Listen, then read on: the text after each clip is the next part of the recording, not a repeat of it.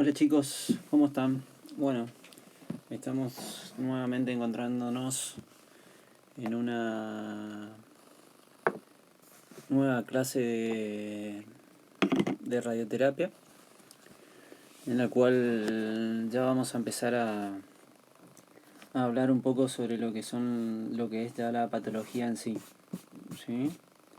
Y más que nada vamos a empezar a hablar sobre una de las patologías más importantes. ¿Por qué importante? Ya hablamos de importancia por la prevalencia mundial que existe y por lo que conlleva este tipo de patologías. Este tipo de patología. Del cáncer ya habíamos hablado en un principio, tanto en aspectos generales como también desde el punto de vista radiobiológico, con respecto al ADN, de las células tumorales, de cómo se generan o qué es lo que va sucediendo.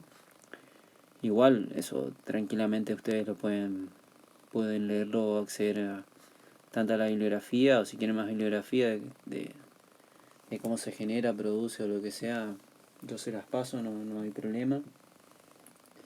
Si no, tranquilamente son conceptos generales con lo que nos manejamos, ¿no? Aún así, más de lo general, a mí me interesa obviamente las patologías y esas patologías, en este caso, son las que vamos a intentar redactarlas. Eh, Obviamente el cáncer de mama es un tema gigante, muy grande, tiene repercusión en todos los, los ámbitos de nuestra carrera. Como dije anteriormente, es una de las enfermedades más prevalentes.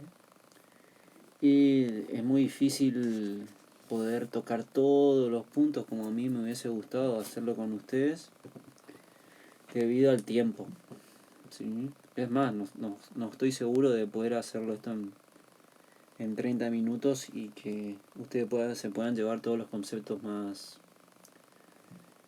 grandes, ¿sí? O más importantes. Lo que quiero explicarles ahora también es que cómo vamos a ir desarrollando los temas, porque ya vamos a ir entrando en tema por tema. Va a ser todo muy similar a esto que voy a presentar, tanto de la anatomía como la epidemiología, la histología, los factores de riesgo que pueden llegar a existir, cómo es la detención, la estadificación, la anatomía patológica, los, las especialidades que las corresponden, cómo se diagnostica y todo lo que tiene que ver con eso, ¿sí? Eh, Todas las patologías las vamos a desarrollar de la misma manera. Mi idea no es darle una clase magistral ni tampoco darle todo en una filmina, sino que darle un pantallazo de todo esto, que ustedes puedan escucharlo, analizarlo, estudiar lo que les digo, escucharlo todas las veces que ustedes quieran y, y así poder ir armando un poco con la base del libro y o con preguntas y inquietudes que ustedes puedan llegar a tener seguramente por todas las cosas que vamos a dar y por la complejidad que tiene. Pero bueno, es momento de iniciar con esto. ¿Sí? Siempre me gusta dar una pequeña introducción también. Comencemos. Hay cosas que obviamente no voy a entrar en profundidad. Por ejemplo, en anatomía, sabemos que se encuentra en el tórax, en la región superior, que está formado por una glándula, que a la vez la glándula posee diferentes funciones, que también existe dentro de esa glándula existe grasa y diferentes tipos de células que están en contacto con el pectoral mayor, ¿sí? Que tienen un drenaje linfático. ¿Está? Todo eso, perdón, ustedes lo van a lo van a ir viendo, tranquilamente lo pueden estudiar de cualquier libro de anatomía y fisiología, eso no va a haber ningún problema.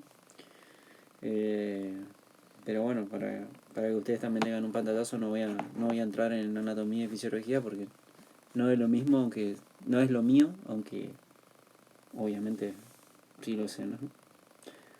Eso es con respecto a anatomía. Ustedes pueden expandirse más, dónde están los ganglios de Rotter, qué niveles hay a nivel axilar, cuál es el primer área de drenaje de la mama. Todo eso es muy, muy importante porque después lo van a entender cuando tengamos que posteriormente que poder hacer alguna planificación o algo del cáncer de mama, ¿sí? La epidemiología, ya dijimos, es uno de los principales cánceres en el mundo, en la mujer, ¿sí? Tienes muchísimas personas, si no decir el principal cáncer, ¿sí? En libros más viejos van a ver que por ahí predominan algunos otros, pero hoy en día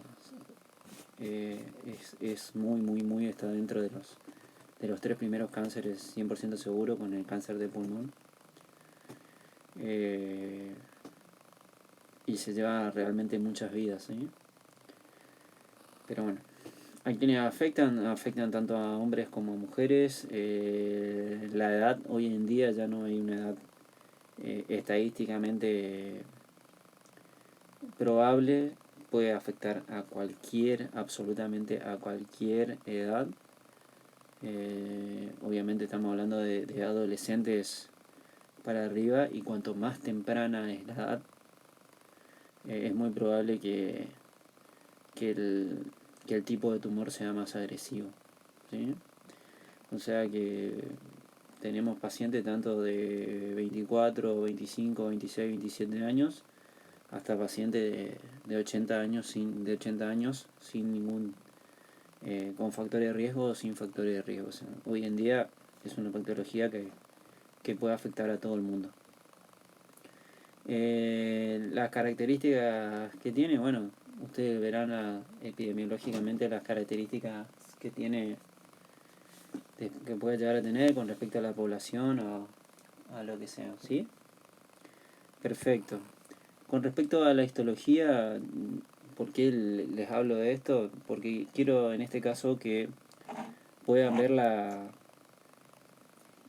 función celular que pueda llegar a tener la mama, o sea, por el hecho de que por dónde va a venir el tumor, ¿no? Y cómo está compuesta la mama. Está compuesta por ductos y por lobulillos, la glándula mamaria. Obviamente también hay grasa, obviamente también hay músculo, por eso también puse otros. Pero bueno, la histología esta se relaciona con la anatomía patológica, que van a ver que los principales son ductales y lobulares, ¿sí? Después de eso, seguramente habrá anatomía patológica, vamos a tocar un poquito de eso, y hay una subclasificación muy extensa también. Perfecto. Continuamos, chicos. Con respecto a factores de riesgo, acá hay factores antecedentes hereditarios, ¿sí? Suelen empezar muchos en familias o pacientes que tienen madres, tías, que puedan llegar a tener cáncer de mamas. Es un factor bastante interesante, ¿sí? Es un factor bastante fuerte, por así decirlo. Existe hoy en día pruebas genéticas que pueden hacerse los pacientes con cáncer de mama para ver si tiene algún tipo de alteración hereditaria y si es aconsejable o no estudiar a la familia. A eso me refiero también un poco con ese tipo de pruebas, ¿no? Y otros le puse como cualquier otro tipo de cáncer que se estudia mucho, como el no amamantar, por ejemplo. Podría ser algún tipo de factor de riesgo, pero bueno, hoy en día se piensa que es un factor de riesgo, pero no implica que el paciente vaya a tener ese tipo de patología, ¿no? O sea, aquellas mujeres que deciden no ser mamá, no implica que vayan a tener este tipo de patología, sino simplemente es un factor de riesgo, ¿sí? Pero bueno, como le digo, hoy en día vemos de todo, vemos pacientes que tienen hijos, que no tienen hijos, que no... Ya es muy difícil de caracterizarlo y ya nos regimos muchísimo más por lo que es el ADN, más que nada que por un factor de riesgo en este caso, ¿no? Aunque el factor hereditario pesa bastante, por eso lo puse aparte, correspondiente a los otros casos, ¿no? Así que, más que nada quería comentarles sobre eso. Muy bien. Seguimos, chicos. Detección, estudios complementarios. Sí, acá nos empezamos a entrar un poco más en lo que es realmente el cáncer de mama. Sí, cosas que les suelo preguntar a los chicos cuando le tomo los orales o lo que sea, o los exámenes. Y les pregunto, ¿qué harían ustedes? O sea, ¿cómo intentarían o sabrían qué tipo de estudios tendrían que pedir? ¿Cómo se harían los controles? Porque hoy en día están muy ya estudiado eso. Por ejemplo, pacientes mayores de 30, 35 años, ya se están estudiando, mayores de 35 años en realidad se está viendo ya el tema de las mamografías obligatorias cada 6 meses a un año, de las ecografías cuando son mamas muy glandulares, entre los 25 años a los 30, la ecografía mamaria. Son métodos de detección muy importantes, ¿sí? Seguramente ustedes como técnicos en diagnóstico por imágenes también sabrán un poco sobre esto y sobre la importancia que tiene la detección precoz en el cáncer de mama. Y esto que le estoy comentando como estudios complementarios, es lo que a nosotros nos lleva a la prevención, que dentro de la prevención también existe lo que es el tacto mamario, ¿sí? La autopalpación, que ustedes tranquilamente también la pueden estudiar, pueden ver cómo se da, cómo ir palpando los diferentes cuadrantes, ya sea en forma circular, en forma lateral, en forma de cruz, ¿sí? Palparse la axila. Más que nada esto es un poco dirigido a la mujer, porque la probabilidad de tener cáncer de mama en un hombre es baja y está alrededor del 3%, o sea, aproximadamente entre el 1 y el 3%. Entonces esto es más que nada a la mujer y habla un poco más del autoexamen mamario y también de los controles al ginecólogo, ¿no? Y el ginecólogo seguramente de acuerdo a la edad y a estos factores de riesgo hereditario que yo le estoy diciendo, irá evaluando y pidiendo los estudios complementarios, tanto la mamografía, ecografía, para poder generar justamente esta detección precoz del cáncer de mama, si es que lo tuviese, ¿no? O sea, cuántas personas se harán esta prevención y no todo el mundo lo tiene, eso es lo que quiero llegar. Yo no sé si soy muy bueno con los monólogos, o sea, siempre me gusta interaccionar con las personas, pero bueno, me toca hablar en forma de monólogo. Muy bien, y eso es con respecto a estudios complementarios, o sea, o detección. ¿Qué hacemos acá? En realidad cuando eso hablamos un poco de prevención. Entonces tenemos una paciente de 30 a 40 años que se hace su mamografía, su ecografía y les da positivo. ¿Sí? ¿Qué significa positivo? ¿Cómo se mide? Obviamente esa paciente es muy probable que se haya hecho algún autoexamen o que en algún momento, ya sea en un control o en algún momento, se haya palpado algo. Y entonces va y lo primero que le pide el ginecólogo es que se haga una mamografía. La mamografía se mide para poder evaluar el riesgo en BIRATS, se llama, después ustedes lo buscarán. ¿Sí? BIRAT 1, BIRAT 2, BIRAT 3, BIRAT 4, BIRAT 5, BIRATS. Dentro del 4 hay una subclasificación, también A, B, C, D, después ustedes lo evaluarán bien. Y esta subclasificación o esta clasificación de BIRAPS te va a ir diciendo o te va a ir recomendando lo que uno debería hacer o lo que uno debería tener en cuenta, como por ejemplo el tiempo que debe pasar entre mamografía y mamografía, ¿sí? O si es necesario ya inmediatamente una punción biopsia o ir a una cirugía o una nodulectomía en el caso que lo requieras, ¿sí? O totalmente pedir un estudio complementario, que también obviamente como otro estudio complementario a la mamografía es la ecografía, y en muchos casos cuando son mamas muy glandulares también se puede solicitar hoy en día una resonancia mamaria. Entonces, posterior a eso, nosotros podemos ver ya sea un nódulo sólido, ecogénico, o también podríamos ver microcalcificaciones, que dentro de eso existe otra técnica dentro de la mamografía en la cual, si nosotros tenemos microcalcificaciones, también para poder detectar la zona y poder evaluarlo bien, podamos pedir una mamografía magnificada, ¿sí? Podríamos ver también ganglios aumentados de tamaño, también nos sirve para poder detectarlos y así poder evaluar la conducta del tratamiento. En este caso, como les dije anteriormente, habitualmente lo evalúa un ginecólogo. El ginecólogo, en base al BIRAT, lo que va a hacer es, y a la ecografía también, porque muchas veces lo detectamos por ecografía y no se ve por mamografía, nos parece sospechoso por mamografía y por ecografía no se ve, entonces solicitamos una resonancia. En base a eso, el ginecólogo va a tomar la decisión de cómo continuar, ¿no? Si controlar o decidimos estudiar la mama. Perfecto. En el caso que decidamos controlar, bueno, volverá a su consulta correspondiente el paciente y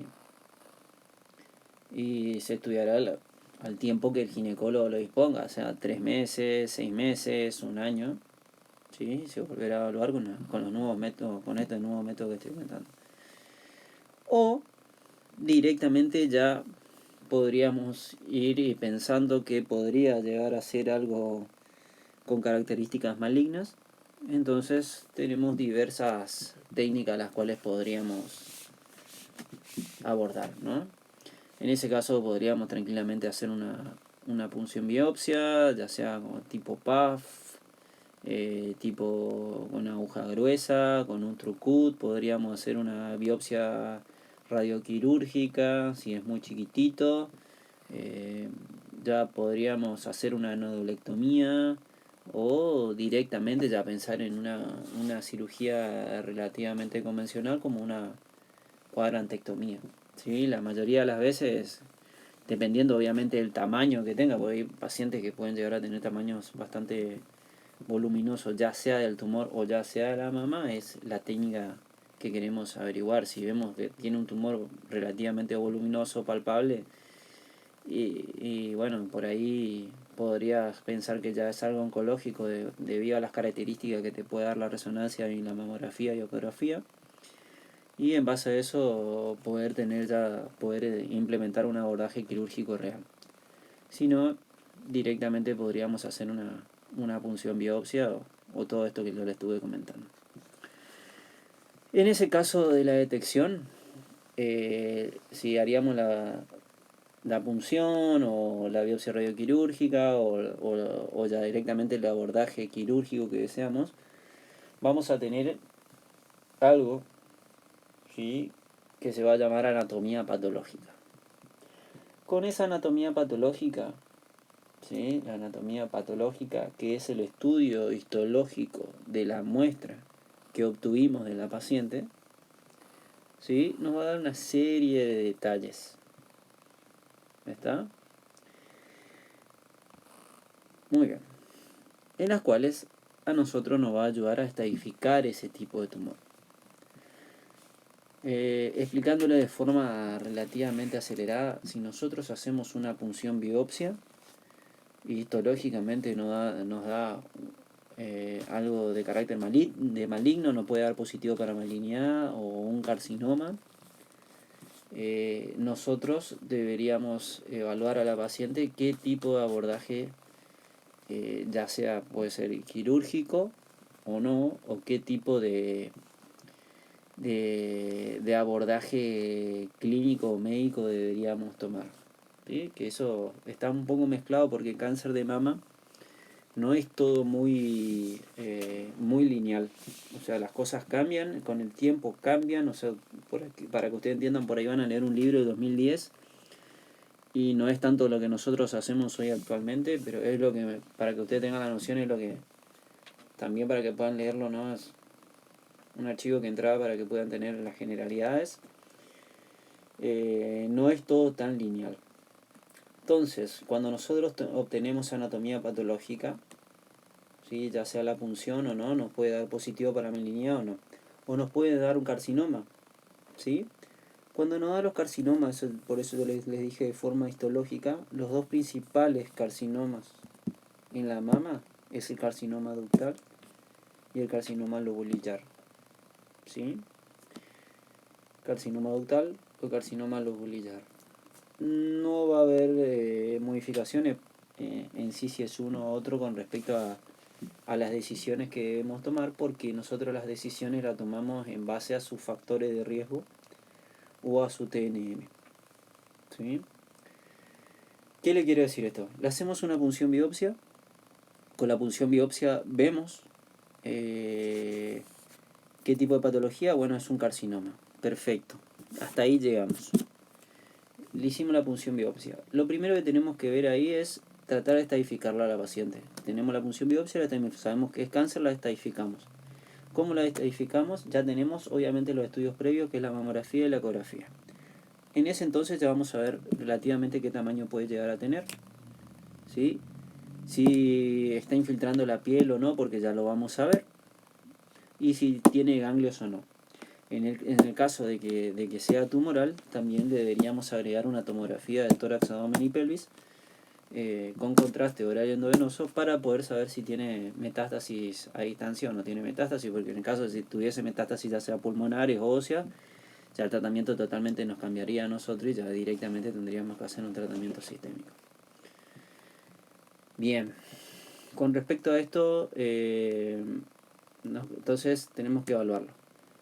Hoy en día, ya estoy hablando de algo actual, no estoy hablando de algo de hace 5 o 10 años atrás, le digo hoy, ¿qué hacemos? Ya sea en el departamento de oncología de acá o con los oncólogos o lo que sea, cómo lo hacemos, es, ¿sí?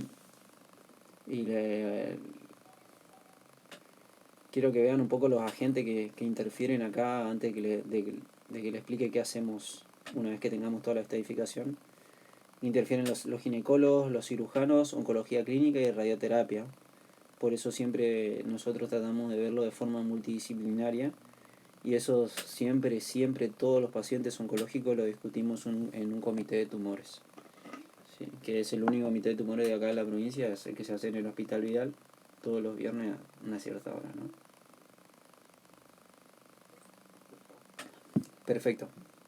Volvamos con secuencia de tratamiento y estadificación, ¿sí? Tenemos las dos cosas ahí.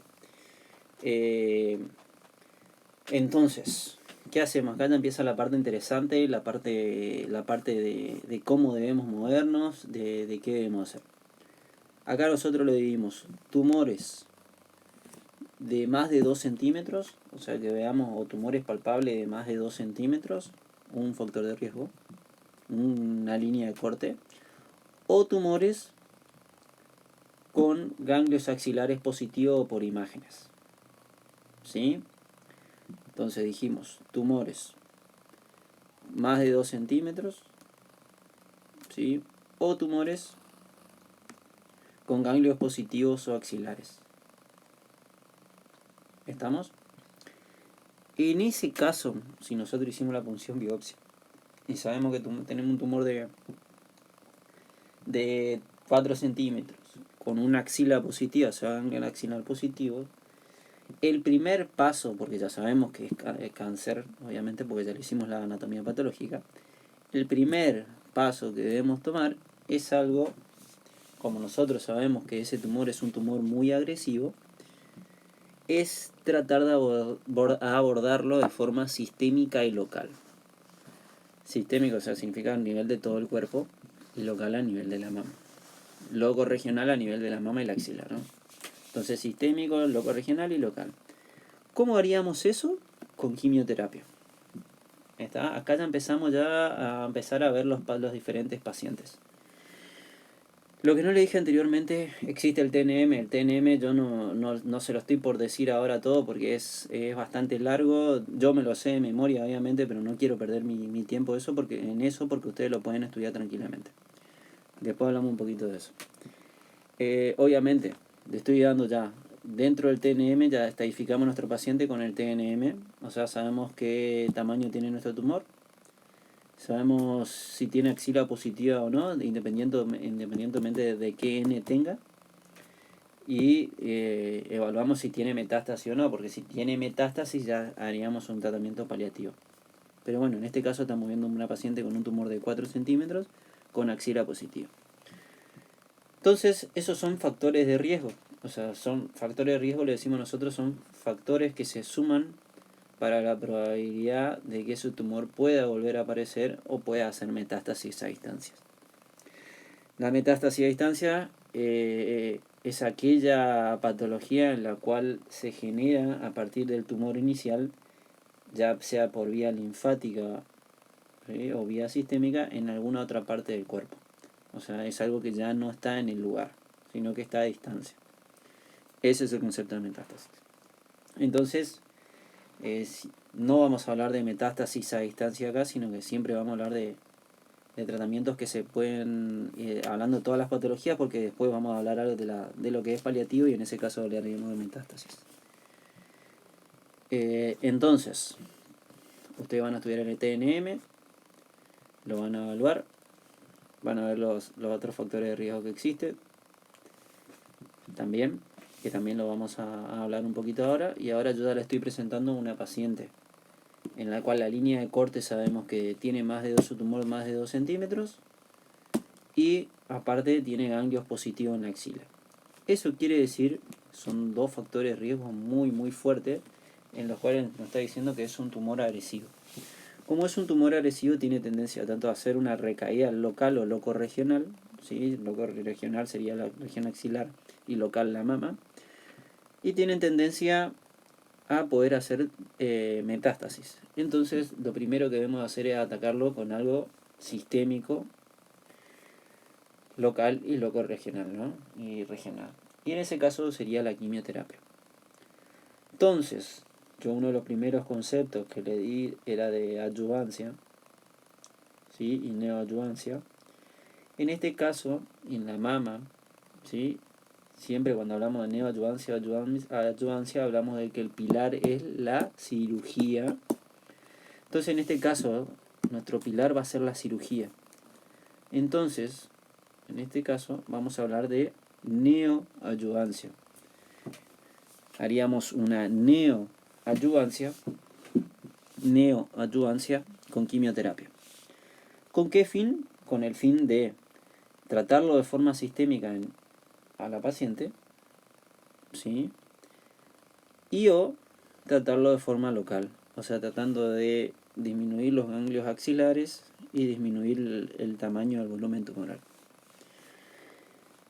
Eso es por un lado. Entonces, tenemos simplemente una punción biopsia, la estadificación, o sea, sabemos si es qué tamaño ganglionar tiene, si tiene ganglios positivos, qué tamaño del tumor.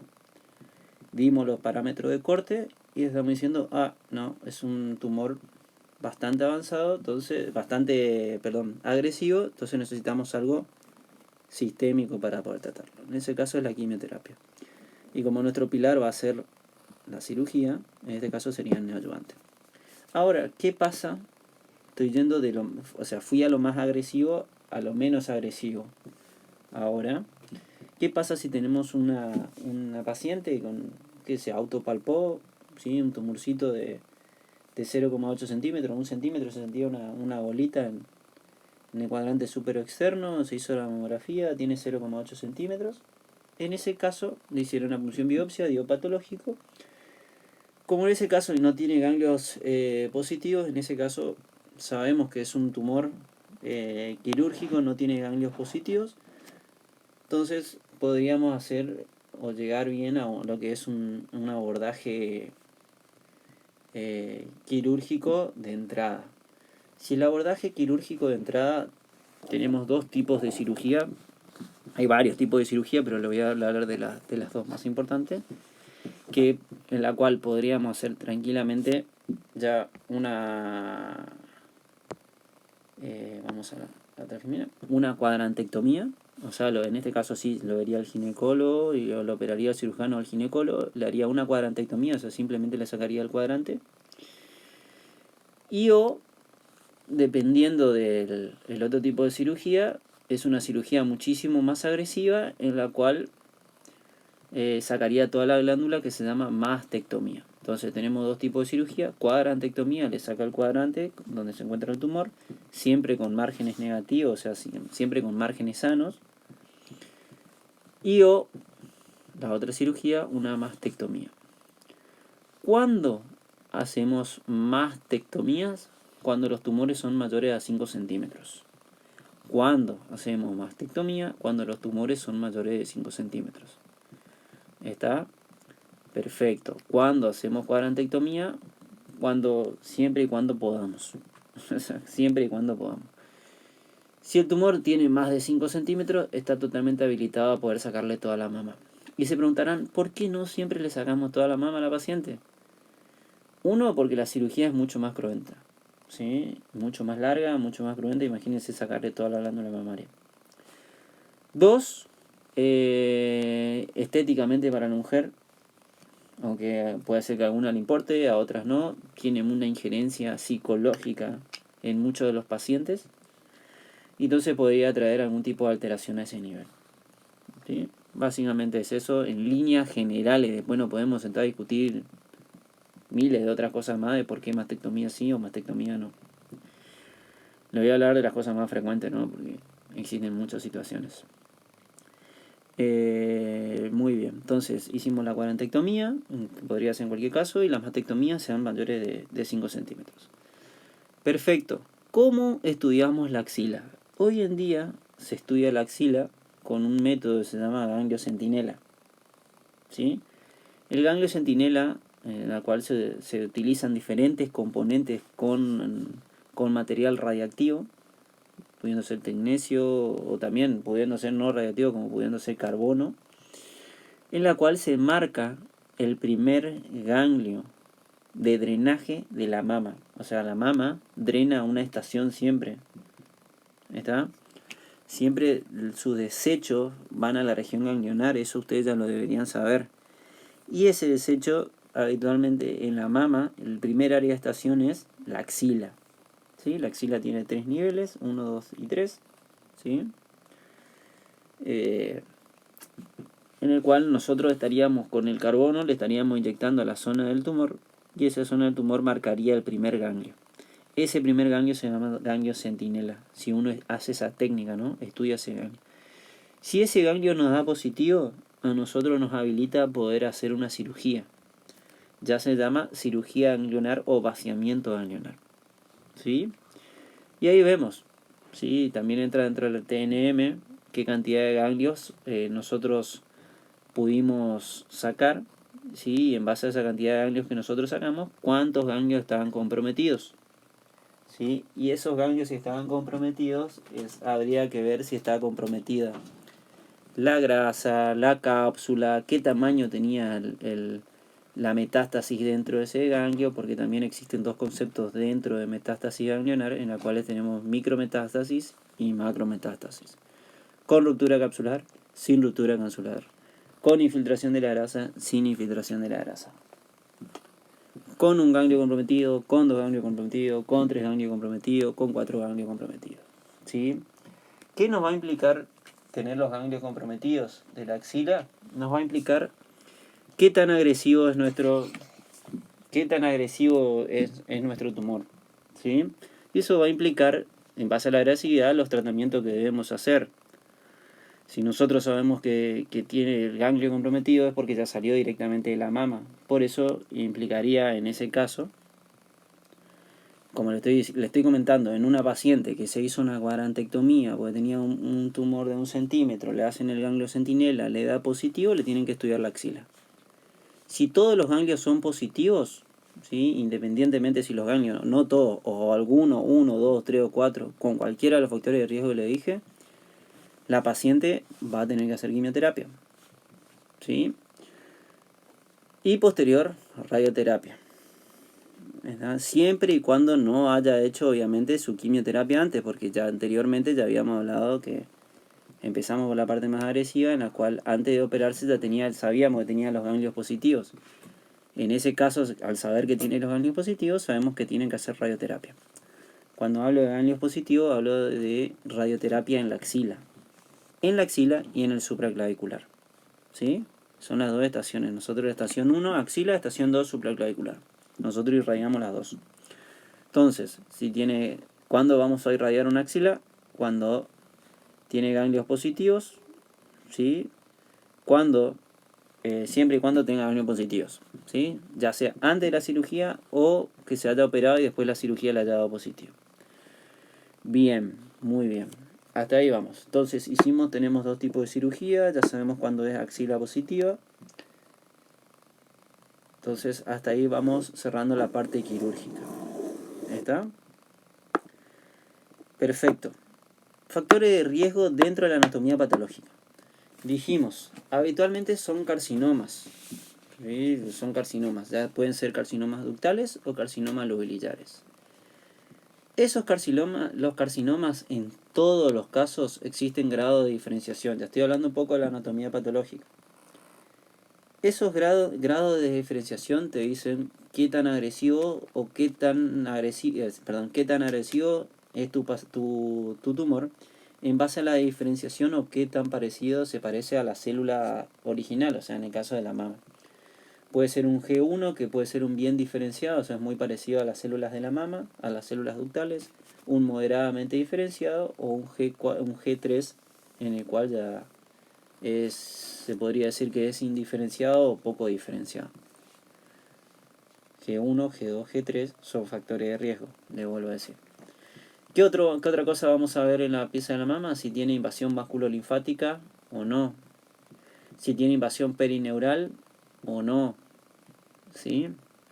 ¿Qué otra cosa vamos a analizar en la pieza de la anatomía patológica? Si tiene el margen en el cual resecaron, o sea, por dónde pasó la cirugía alrededor del tumor, si era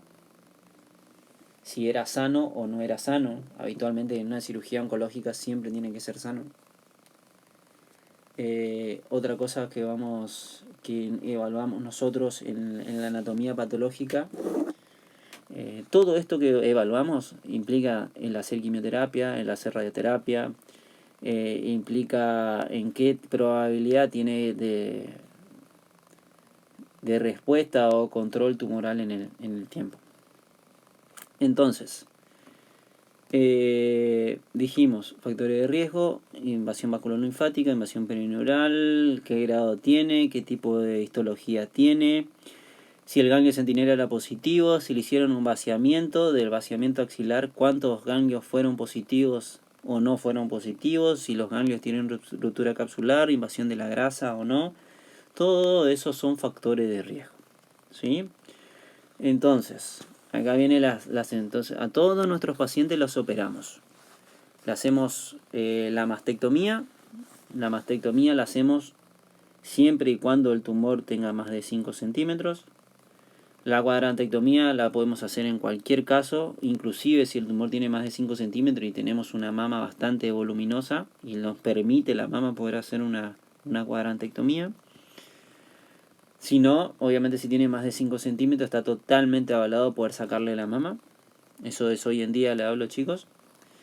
Y lo otro es cuando hacemos un ganglio centinela y el ganglio centinela nos da positivo, eso nos habilita a poder hacer un vaciamiento ganglionar, ¿sí? O sea, una cirugía ganglionar. Perfecto. Acá ya viene qué hacemos después de la cirugía, porque cuando tratamos con quimioterapia antes de la cirugía, ya le comenté, cuando tenemos tumores también mayores de 5 centímetros o cuando tenemos la axila es positiva, clínicamente positiva o por imagen es positiva, nos habilita a hacer quimioterapia antes de la cirugía. Por ende, también nos habilitaría, ya sabemos que es un tumor agresivo, por ende, sí o sí, posterior a la cirugía tendría que hacer radioterapia. Independientemente de que la cirugía te dé todo negativo, en el paciente tendría que hacer radioterapia. Entonces, ¿cuándo vamos a hacer radio y quimioterapia en un concepto habitual de haber hecho una cirugía? Quimioterapia la vamos a hacer cuando los tumores son mayores de 2 centímetros o cuando los tumores tienen la axila positiva, ¿sí? Esos factores de riesgo. Vamos a hacer quimioterapia. Dentro de la anatomía patológica, también para poder evaluar los tipos de quimioterapia, se evalúa si los pacientes se hacen algo que se llama inmunohistoquímica. Con respecto a la inmunohistoquímica, miden 3 factores. Y miden lo que son receptores hormonales, sabiendo que si la paciente es receptor hormonal positivo o negativo. Si son receptores hormonales positivos, significa que son sensibles a las hormonas. Eso implica algo de buen pronóstico. Y si son receptores hormonales negativos, nada, no responden a las hormonas.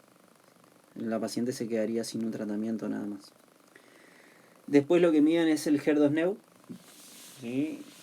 Que te dice si el HER2-Neu es negativo es de buen pronóstico, si el HER2-Neu es positivo es de mal pronóstico, pero aún así tiene un tratamiento. El tratamiento es el trastuzumab, ¿sí? Se llaman anticuerpos monoclonales, el tipo de droga. Y lo otro que se mide es el grado de diferenciación mediante el Ki-67, que puede ir de un 1%, un 2% a un 100%, ¿no? Cuanto menos es el grado de diferenciación, o sea el Ki-67, mejor pronóstico es. Dentro de esos anticuerpos monoclonales, dentro de los receptores hormonales, el HER2-Neu y el Ki-67, hay una clasificación que se llama luminal. Luminal A, luminal B, luminal C. No voy a entrar en esa clasificación porque a nosotros no nos cambia el hecho de que tengamos que hacer radioterapia. Sí cambia el hecho del pronóstico del paciente. Con respecto a eso es con respecto a la quimioterapia. ¿Qué quimioterapia habitualmente se usan? Existen varios esquemas y dependen mucho. Esto es algo que depende mucho de los pacientes y se unen todos los factores de riesgo y se estudian y entran dentro de diferentes clasificaciones. Con respecto a esto, lo que le quiero decir es que existen varios esquemas. Pero le voy a hablar del esquema más cotidiano y es uno de los esquemas más agresivos, que es el que habitualmente utilizamos. Es el de las antraciclinas, ¿sí? Por 4 ciclos y el paclitaxel por 12 ciclos. Yo le digo, porque por ahí le suelo preguntar, qué droga se utilizaría en un caso extremadamente agresivo, o por ahí le puedo preguntar qué droga utilizaríamos antes en una neoadyuvancia, antes de una cirugía, sabiendo que la paciente tiene axila positiva y un tumor de más de 5 centímetros. Bueno, sería la antraciclina por 4 ciclos y el paclitaxel por 12 ciclos. La antraciclina se hace por 21 días, cada 21 días aproximadamente, y el paclitaxel se hace semanal. Eso también es el mismo esquema en el caso de que se opere de todo malo, digamos, con factores de riesgo y tengan que hacer quimioterapia después. Que es lo que sucedía anteriormente, ¿no? Hoy tratamos de ver a los pacientes antes de ser operados. Seguimos. Entonces, ahora, con respecto a la radioterapia.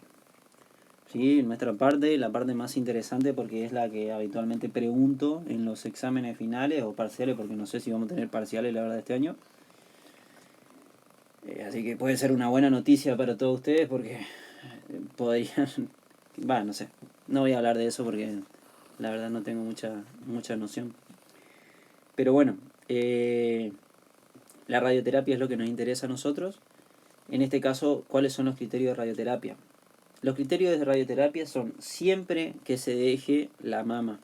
O sea, siempre que se haga una cuadrantectomía, tiene que hacer radioterapia. ¿Sí?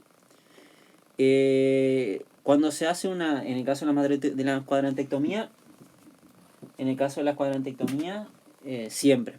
En el caso de las mastectomías dijimos cuando son tumores de más de 5 centímetros.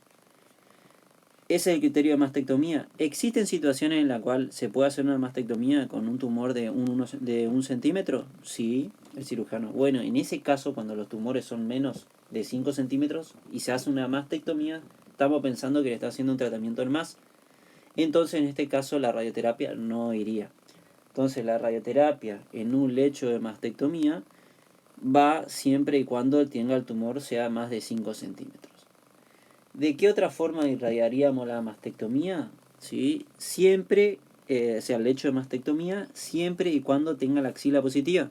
O sea, cuando la axila sea positiva, significa cuando tenga enfermedad en su axila. También, si el paciente, por más que le hayan hecho una mastectomía y sea un tumor de menos de 5 centímetros, pero tiene una axila positiva, se va a irradiar la axila positiva y se va a irradiar la mastectomía. O sea, el lecho de la mastectomía. ¿Cuándo irradiamos una axila? Cuando la axila es positiva. ¿Sí? Siempre y cuando la axila es positiva, irradiamos la axila. ¿Está? ¿Cuándo irradiamos una axila? Cuando la axila es positiva. Muy bien. Acá entramos en una parte interesante. Último. Eso es lo que estábamos hablando un poco de anteriormente. Paciente con garantectomía, irradiamos siempre. Paciente con mastectomía, siempre sean mayores de 5 centímetros. Paciente con axila positiva, está mal escrito eso. Vamos a corregir. A ver si podemos. Va. Muy bien. Corregimos acá. Positiva. Muy bien. También irradiamos, ¿sí? En estos casos, siempre se irradia. Perfecto. ¿Qué significa CTB y dosis?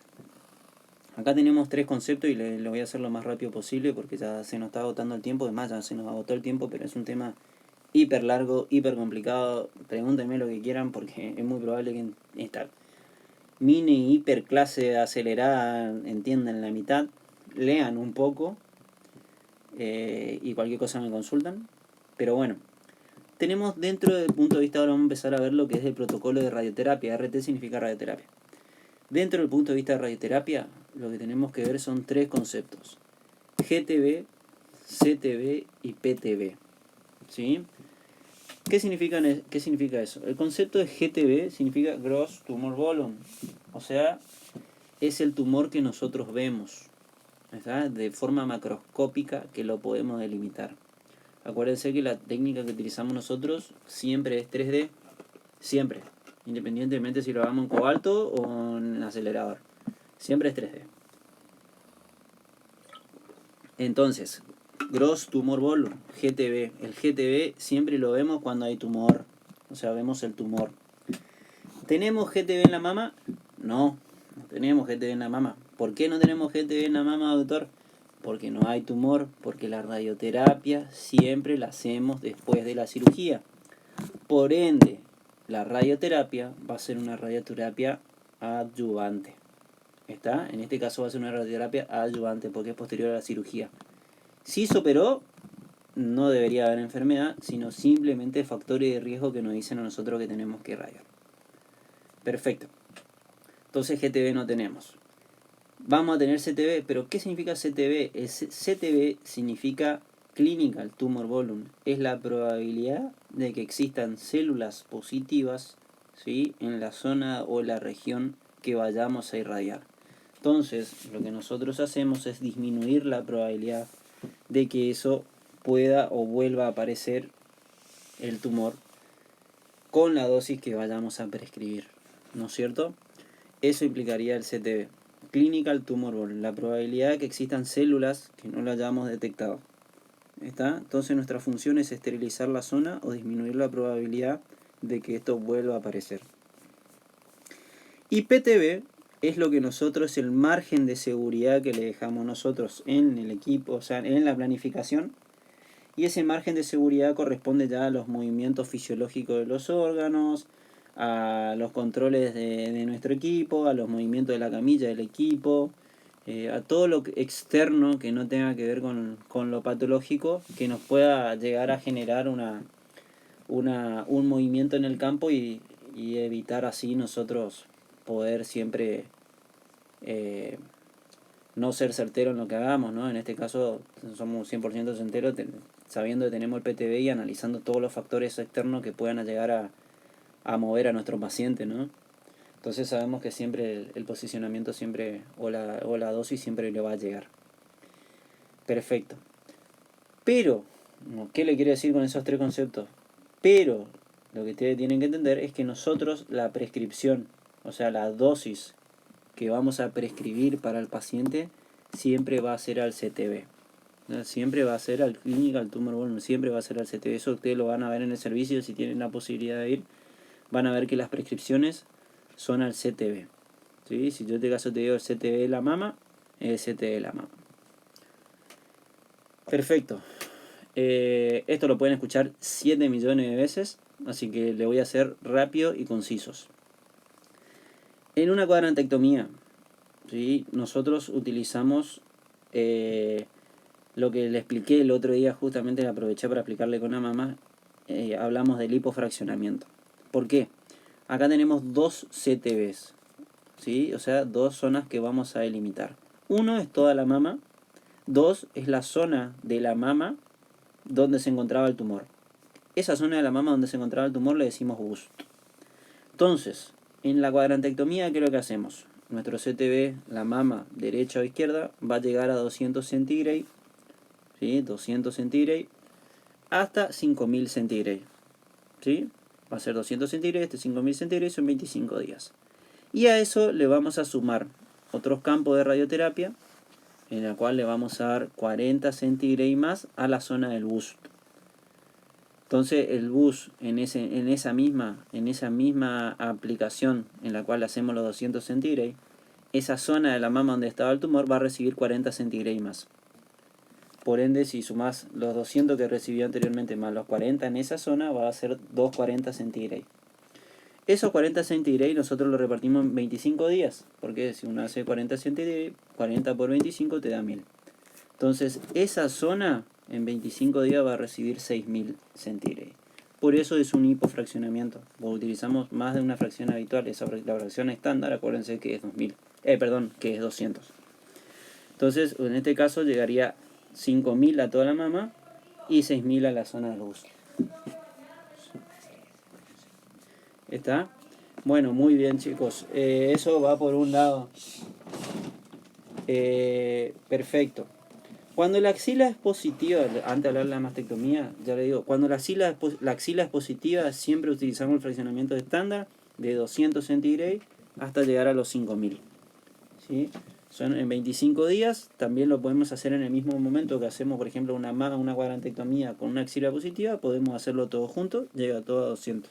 O sea, la axila llega a 200, la mama a 200 y el bus se le da 40 más, o sea, 240 por día, llegaría a 6000. Perfecto. Y la mastectomía, lo que vamos a hacer es un fraccionamiento de 2 Gray hasta 5000 también, en la cual no va a haber zona de bus porque le sacaron toda la mama, o sea, no quedó la zona donde apoyaba el tumor, o sea, la zona o región del tumor. Entonces no va a existir bus en la mastectomía, no existe bus.